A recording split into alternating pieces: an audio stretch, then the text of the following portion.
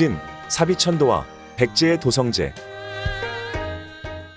백제의 두 번째 수도는 웅진입니다. 백제가 웅진으로 천도한 이유와 웅진의 도성의 모습을 설명할 수 있어야겠습니다.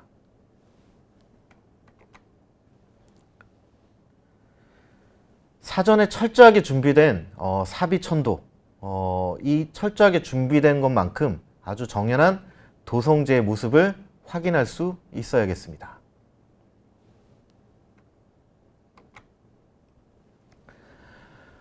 완벽하게 만들어진 이 사비, 그런데 금마저로 천도를 시도한 이 무왕의 의도, 그리고 실패한 이유를 분석할 수 있어야겠습니다.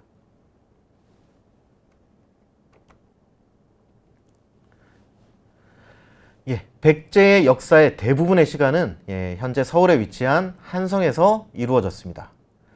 그렇지만 우리가 백제라고 하면은 사실 공주 그리고 부여를 머리에서 먼저 떠올리게 됩니다. 그 이유는 무엇일까요? 이 정연한 고대 국가의 수도의 면모를 보여주는 다양한 유적들이 아주 잘 남아있기 때문이라고 생각합니다. 그렇다면 한성에서 천도한 두 번째 수도인 웅진, 그리고 마지막 수도인 사비는 어떠한 모습이었을까요? 지금의 익산은 백제의 수도였을까요?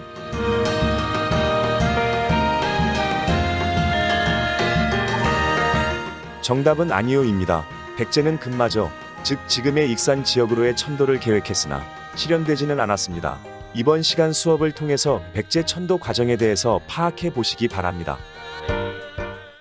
475년 고구려의 공격으로 한성이 폐허가 됩니다. 백제 위덕왕은 한 달 만에 수도를 현재 충청남도 공주 지역인 웅진으로 옮기게 됩니다. 물론 웅진 지역은 수도로 옮기기 이전에도 백제 중앙에서 그 지역에 있는 귀족에게 금동관을 내려주는 등 아주 위세가 높은 이런 고분들이 확인이 되고 있습니다. 이 지역에서는 이미 제지 세력인 해씨 세력들이 아주 강하게 영향을 미치고 있었던 것도 확인이 됩니다. 웅진 지역의 지리적인 특징이 무엇일까요? 촬영산맥 그리고 금강으로 둘러싸여 있고 동쪽은 계룡산이 막고 있습니다. 고구려와 신라로부터 이 방어에 유리한 아주 지리적인 장점을 갖추고 있다고 이야기를 할 수가 있겠습니다. 또한 서쪽에 위치한 이 금강을 통해서 내려가면 서해로 진출도 용이합니다. 그리고 남쪽에는 호남 평야에 곡창지대가 위치하고 있었기 때문에 웅진은 수도로서의 입지를 충분히 갖춘 지역이라고 이야기할 수가 있겠습니다. 그렇다면 이 웅진의 백제의 왕성은 어디였을까요? 현재 공주에 위치한 공산성으로 보는데 큰 이견은 없습니다. 공산성은 금강의 바로 남쪽에 위치하고 있습니다. 사실 고구려에 함락이 당한 한성의 경우도 풍납토성은 바로 한강의 남쪽에 위치하고 있었죠. 이와 아주 유사한 입지에 해당이 되는데 이것은 방어적인 역할을 크게 부여를 한 게 아닌가라는 추정이 가능합니다. 실제로 발굴 조사를 통해서 공산성 내에서는 웅진 시기에 왕성임을 입증할 수 있는 다양한 유적들이 조사가 되었습니다. 물론 우리가 보는 공산성의 모습, 조선시대 때 만들어진 석축성이지만 이 아래쪽에서 그리고 외곽에서는 백제 때 만든 토성의 흔적도 확인이 됐습니다. 성 내부에는 500년, 동성왕 22년에 건립하였다라고 기록되어 있는 임류각을 비롯한 왕궁 건물, 그 다음에 제사시설들이 갖추어진 것으로 알려져 있습니다. 다만 성의 내부가 상당히 좁다라는 단점이 있습니다. 그렇기 때문에 웅진 백제의 왕성인지에 대한 이견도 존재하고 있죠. 공산성을 중심으로 그 남쪽 편에는 우리가 익히 잘 알고 있는 무령왕릉을 포함하는 왕릉의 구역이 위치하고 있습니다. 이것을 송산리 고분군이라고 하죠. 그리고 주변 지역에서는 대통사지를 비롯해서 많은 사찰의 흔적들도 확인이 되고 있습니다. 그리고 웅진의 경우는 이 외곽에 굉장히 많은 산성들이 배치가 되어 있어서 수도를 아주 치밀하게 방어하는 방어 체계가 구축된 것으로 이해를 합니다. 이러한 점에서 660년에 신라와 당의 공세를 받고 백제가 결국 멸망을 하게 되는데요. 그때 마지막 수도인 사비를 백제 의정왕이 버리고 웅진으로 탈출해서 끝까지 저항했던 이러한 것도 이러한 방어 시스템이 잘 갖추어진 것과 무관하지 않겠습니다.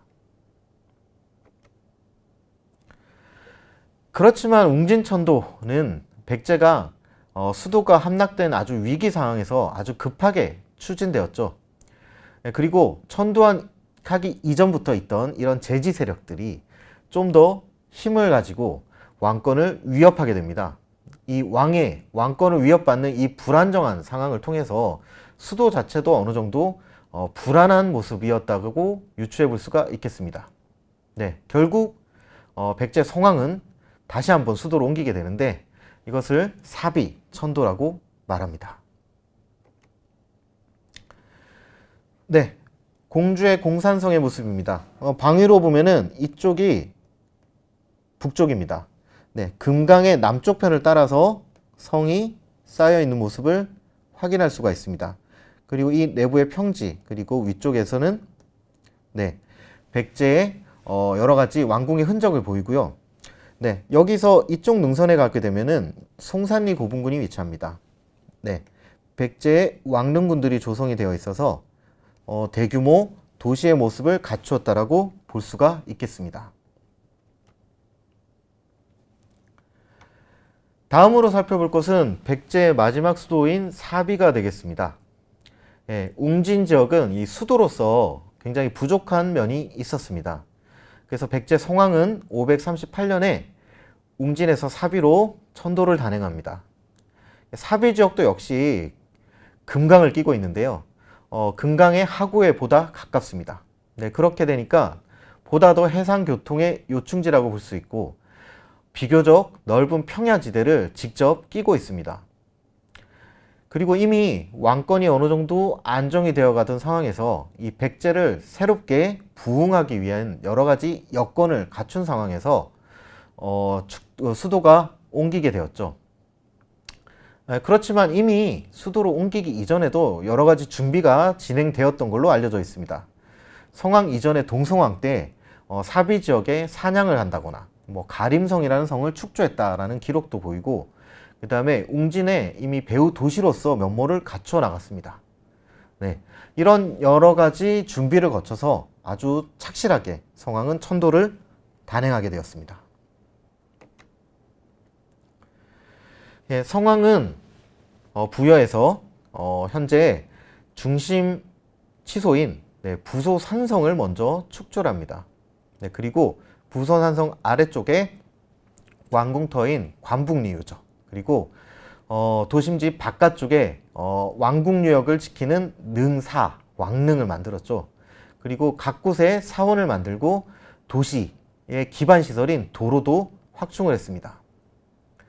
그리고 부소산성의 북쪽편의 금강변을 따라서 이 도시 자체의 외곽을 방어하기 위한 나성을 건립을 합니다. 나성은 왕도의 바깥을 두르는 대규모의 성을 이야기를 하게 됩니다. 나성은 아주 명백하게 왕성이 아닌 도시의 외곽성으로 사실 동아시아 전체의 도성제 흐름에 맞춰서 가장 정연한 도시의 구조로 정비되었음을 이야기를 해주고 있습니다. 그리고 나성의 외곽 바깥쪽에 왕족과 귀족의 무덤인 능산리 고분군이 조성이 됩니다. 일반적으로 고대 사회에서는 사람이 사는 구역과 그리고 죽은 자의 구역을 구분하는 경향이 있습니다. 이것은 서양의 로마도 비슷한 상황인데요. 백제 같은 경우는 마지막 수도인 이 지역에서는 나성의 바깥쪽에 세웠다라고 하면은 확실히 이것을 구별하는 면모를 볼 수가 있겠죠. 이렇게 사비천도는 성왕이 이제 왕권을 강화하고 이 국가 체제의 면모를 아주 일신하기 위해서 계획적으로 추진된 도성이다라는 점에서 중요한 의미를 갖습니다. 예, 그리고 백제 사비 시기에 여러 가지 전개 과정과 그리고 도성제의 모델을 제시해주고 있다는 점에서 매우 중요한 역사적 의미를 가진다라고 이야기할 수가 있겠죠. 우리가 다시 한번 도성의 이동을 보겠습니다. 이 한성에서 상당히 아래쪽이죠. 지금 공주에 해당되는 웅진으로 천도를 했습니다. 매우 급박하게 추진되었기 때문에 다시 한번 부여로 천도를 하는데 지금 부여 지역은 금강의 하구에서 보다 가깝습니다. 네. 그리고 뒤에서 이 익산 지역도 한번 다시 한번 살펴보도록 하겠습니다. 백제 사비 도성 같은 경우는 지금 중심 산성인 부소산성 아래쪽에 관북리 유적이 왕궁 지역으로 보여지고요. 이 지역뿐만이 아니라 지금 보시면은 나성을 아주 넓게 조성을 합니다. 그리고 이 바깥쪽은 금강이 감아도는 지역이죠. 그러니까 도성 자체를 완벽한 시스템을 갖춰서 만들었다는 것을 우리가 이 지도를 통해서 한번 확인해 볼 수가 있습니다. 네, 여기가 부소산성이고요. 이 아래쪽에 관북리 유적이 계속해서 왕궁, 그 다음에 귀족들의 거주 공간들이 확인되고 있습니다. 네, 그리고 능산리 사지 바로 위쪽에 지금 사비 나성의 모습을 사진으로 확인해 볼 수가 있겠습니다. 앞서 그림에서 여러분들은 금마저라는 지명을 한번 보셨습니다. 이 사비로 천도한 백제는 아주 안정적인 도성과 지방 지배를 바탕으로 해서 475년에 고구려의 한성을 공격받았던 것에 대한 복수, 그리고 본인들이 잃었던 옛 땅을 회복하기 위해서 신라와 연합을 해서 한강유역을 다시 한번 탈환하게 됩니다.